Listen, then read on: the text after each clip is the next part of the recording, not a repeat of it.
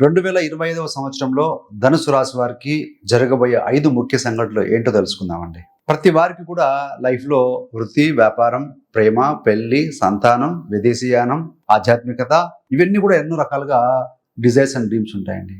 So అన్ని విషయాలలో cover అయ్యే విధంగా మనం డిస్కస్ చేసుకుందాం. మొదటిగా వృత్తి విషయంలో చూస్తే గురుగ్రహం మే 15 వరకు కూడా ఆయన 6వ స్థానంలో ఉన్నాడండి. ఎప్పుడు కూడా గురుదృష్టి చాలా మంచిది. 10, 12 మరియు 2వ స్థానం మీద దృష్టి పెడుతూ ఉంటారు. జాబ్ లేని వారికి, అదేవిధంగా ఒక జాబ్ ఫిట్ అయ్యి ఇంకో జాబ్ కోసం ఎదురు చూస్తున్న వారికి ఎట్టి పరిస్థితుల్లో కూడా మే 15 లోపల జాబ్ వచ్చి తీరుతుంది. గోచారంలో చాలా బలంగా ఉంది. మీ వ్యక్తిగత జాతకం కూడా చెక్ చేసుకోండి. సో గోచారంలో బలంగా ఉన్నప్పుడు జాతకంలో కూడా కాస్త అది అసలు అనుకూలంగా ఉంటే డెఫినెట్గా మంచి పాజిటివ్ రిజల్ట్స్ వస్తాయండి.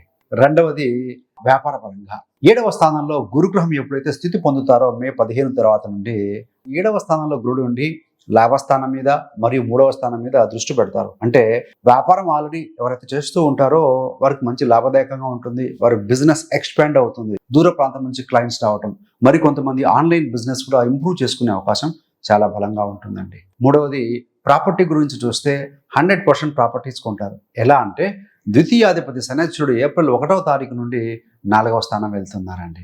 మే 18 తర్వాత నుండి సంవత్సరం చివరి లోపల కొంతమంది లోన్స్ తీసుకొని కూడా ప్రాపర్టీస్ కూడా తీసుకుంటారు. అదేవిధంగా శని యొక్క దృష్టి దశమ స్థానం మీద కూడా పడుతూ ఉంది కాబట్టి ఇది కూడా డబుల్ బెనిఫిట్ అండి. శని యొక్క దృష్టి కూడా పడుతూ ఉంటుంది కాబట్టి వృత్తిలో కూడా బాగుంటుంది.